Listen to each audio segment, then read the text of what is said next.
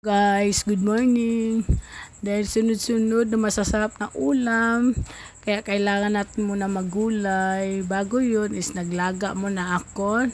Nilaga ko yung mga gulay. Inuna ko yung talong at saka yung okra. Kasi ito yung matitigas matagal siya malata. Then, sinunod ko na naman itong dahon ng kamote tops. Pasensya na guys, medyo maingay dito ako sa tindahan ko. Alam na mga kapitbahay, sigaw ng sigaw. Choice.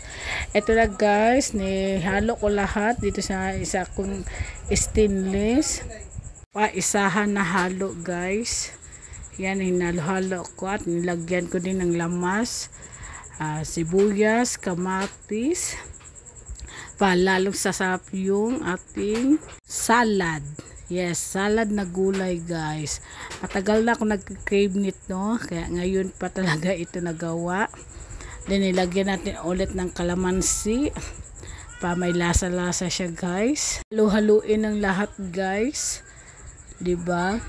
Then nilagay ko agad yung pinakamasarap natin na ginamos bagoong. Sobrang sarap talaga nito guys.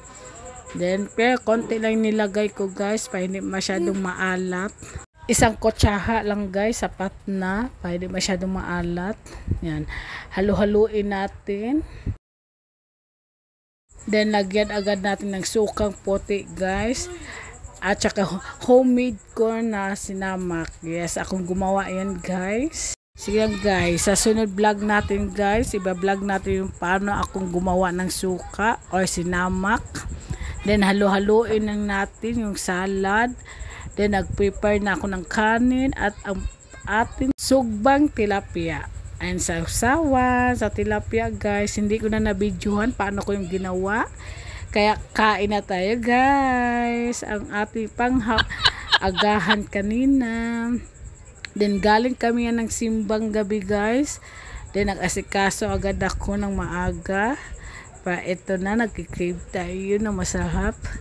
Kaya kain tayo guys. Naglaway man mo guys, choice.